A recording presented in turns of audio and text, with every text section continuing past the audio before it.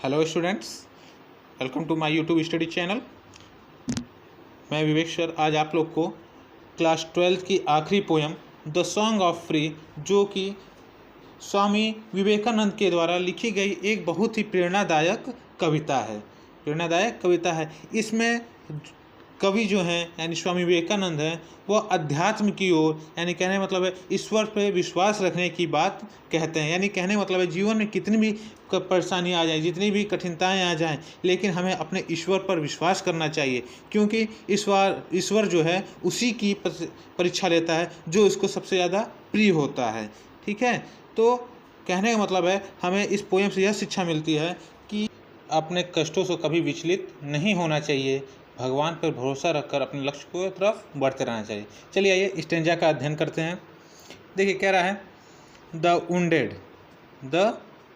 Wounded snake मतलब सांप, it's hood मतलब होता है फन, हुड मतलब क्या होता है फन, अनफनरल फैलाता है, यानी जिस प्रकार घायल सर्प अपने फन को फैलाता है। द फ्लेम अग्नि, स्ट्रेड अब दोथ ब्लेज यदि अग्नि को कुरेदा जाए तो उसमें लपट हो जाती है, लपट भड़क उठती है, यानी स्ट्रेड मतलब होता है लपट भड़क उठना। ठीक है, द फ्लेम स्टार्ड अब दोथ ब्लेज यदि अग्नि को उड़ेला जाए या उसे छेड़ा जाए तो उसमें क्या हो जाती है, लपट बढ़ जाती है, उसकी लपट बढ़ जाती है। द डेजर्ट्स एयर, डेजर्ट मतलब रेगिस्तान और एयर मतलब हवा, रिसाउंड प्रतिध्वनि करने लगता है। The call of heart struck lion से, यानी घायल शेर के दहाड़ने से, ठीक है। देखिए हर्ट स्ट्रक मतलब होता है क्रोध से। ठीक है, तो यहाँ कह रहा है कि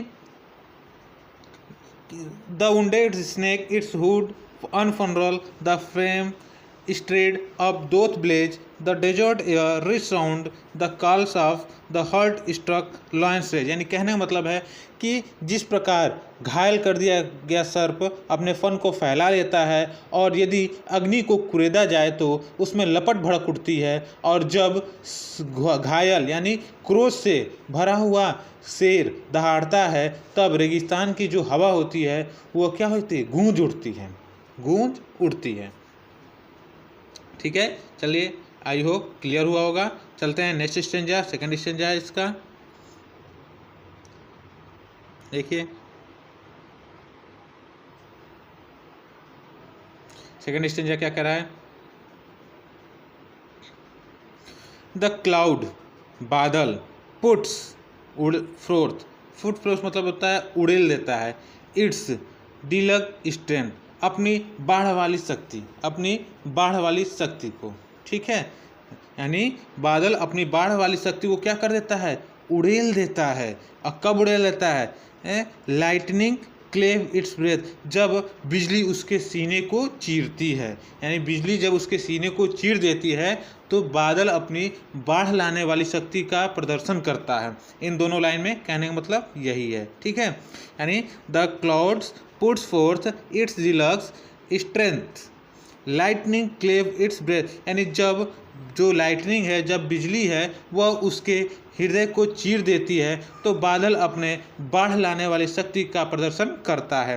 व्हेन जब the soul is stirred to it in most deep, और जब कहने का मतलब है कि जब किसी आत्मा को, कहने का मतलब है जब किसी आत्मा को उसकी अत्यधिक गहराई तक छेड़ दिया जाता है, यानी झकझोर कर दिया जाता है, तो great one unfold their best, तो ग्रेट वन यानी भाग्य से, ग्रेट वन का मतलब क्या होता है, महान, ग्रेट वन मतलब होता है महान जन, ग्रेट वंस मतलब महान जन क्या करते हैं, अपने सर्वश्रेष्ठ कार्य का उद्घाटन करते हैं।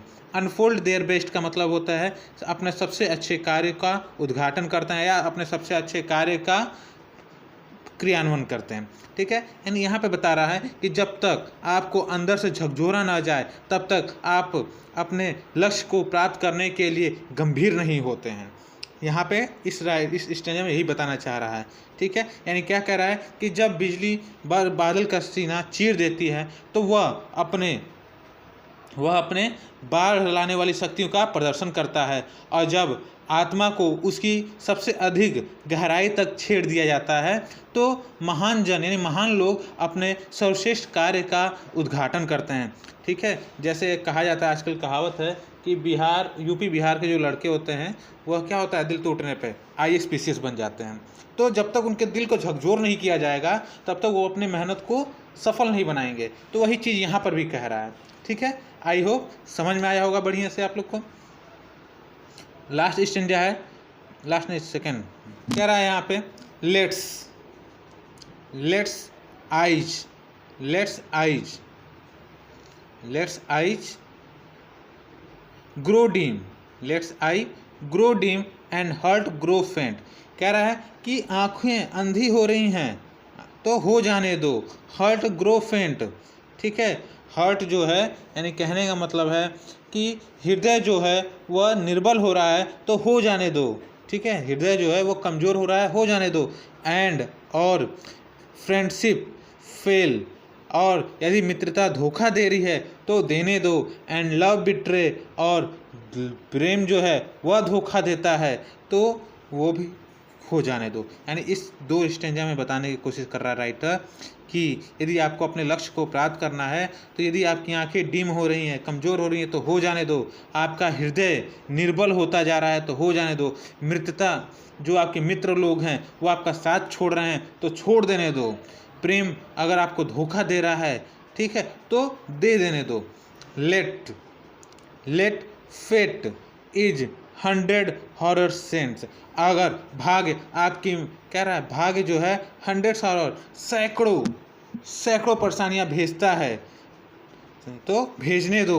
एंड और क्लोटेड डार्कनेस ब्लॉक द वे, और कहने का मतलब है घना अंधेरा, क्लोटेड डार्कनेस मतलब घना अंधेरा, क्लोटेड डार्कनेस घना अंधेरा आपका रास्ता ब्लॉक करता है, रास्ता बंद करता है तो बंद करने दो। ठीक है, बंद करने दो। ठीक है, क्लियर हुआ। यानी यहाँ राइटर बता रहा है कि यदि आपको अपने लक्ष्य को प्राप्त करना है, यदि अपने आप के लक्ष्य को प्राप्त करना है तो आपकी आंखों की अगर रोशनी धूमिल हो रही है तो हो जाने दो। आपके हृदय दुर्बल हो रहा है तो हो जाने दो। अगर आपके मित्र आपको छोड़कर जा रहे हैं तो छोड़ देने दो। आपका जो प्रेम है आपको धोखा देता है तो देने दो। भाग्य 100 परेशानियाँ भेजता है तो भेजने दो। और यदि घना अंधेरा राह रोकता है तो रोकने दो। अभी मैं आपको बताया हूँ कि यूपी बिहार के बच्चे जब दिल टूटता है उनका तो सीधे वो छोटी मोटी नौकरियाँ नहीं पकड़ते हैं, वो सीधे कौन सी नौकरी पकड़ते हैं, IAS तमाम मूवीज़ बनी हुई है, उसको आप लोग देख लीजिएगा। तो उसमें आप लोग को देखो जो प्रैक्टिकल होता है थोड़ा कहीं सही होता है। ठीक है, तो वही यहाँ भी बोल रहा है कि अगर आपके मित्र आपको धोखा देते हैं तो दे देना। यदि आप सफल हो जाएंगे तो वह खुद आपके पास चल के आएगा। आपका प्रेम जो है अगर धोखा देता है कि आप सक्सेस हो रहे हैं तो वो खुद स्वयं चल कर आएगा या उससे अच्छा प्रेम आपको मिलेगा। ठीक है, आइए नेक्स्ट स्टेंजा में, चौथा है, लास्ट है। ठीक है, लास्ट स्टेंजा आप लोग का कह रहा है एंड नेचर मतलब होता है प्रकृति। ठीक है, प्रकृति। ठीक है, वन एग्री फ्रॉन। ठीक है, यानी one angry frown to crush you, यानी कहने का मतलब है यदि प्रकृति तुम्हें नष्ट करने को अपनी भ्रुकुटी चढ़ा ले out still know my soul, तो अपनी आत्मा को जानो। यानी कहने का मतलब है कि नेचर के बारे में आप बोल रहे हैं कि नेचर जो प्रकृति आप पे अत्यधिक क्रोधित है और क्रोधित होकर अपनी भावों को, अपनी भ्रुकुटी को क्या कर ले, ऊपर चढ़ा ले, तो चढ़ा लेने दो। ठीक है, चढ़ा लेने दो। अब यहाँ पे कह रहा है, ठीक है, you out still know my soul, तो तुम अपनी आत्मा को समझो, अपनी आत्मा को जान लो। यू आर डिवाइन, तुम दिव्य हो। मार्च ऑन, आगे बढ़ो। एंड ऑन, और बढ़ते रहो। नॉर राइट नॉर लेफ्ट, न दाएं न बाएं, बट टू द गोल, केवल अपने लक्ष्य की ओर बढ़ते चलो, केवल अपने लक्ष्य की ओर बढ़ते। यानी कहने का मतलब ये 4 जो स्टेंजा है, फिर से इसको एक बार देख लीजिए।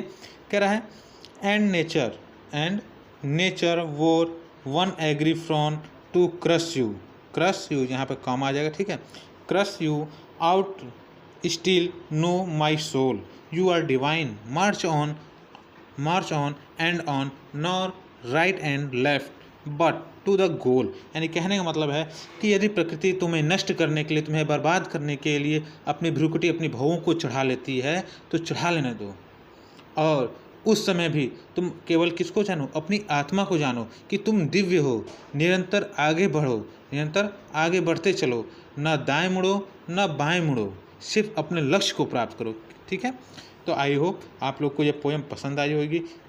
ठीक है, जल्दी मैं इसके सेंट्रली और रेफरेंस की भी वीडियो अपलोड कर दूंगा, तो वहाँ से आप लोग उसको भी अपलोड करके देख लीजिएगा।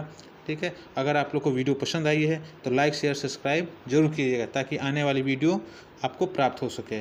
और जल्द ही मैं आप लोग के लिए अन्य टॉपिक पर, जैसे आप लोग का हिंदी ग्रामर हो गया, इंग्लिश ग्रामर हो गया, अलंकार जो भी है, उस सब पे धीरे धीरे आप लोग को वीडियो प्रोवाइड कराता रहूँगा। ठीक है, और इसके लिए आप लोग सब्सक्राइब करना अनिवार्य है, ताकि आपको वो चीज़ें मिल सकें।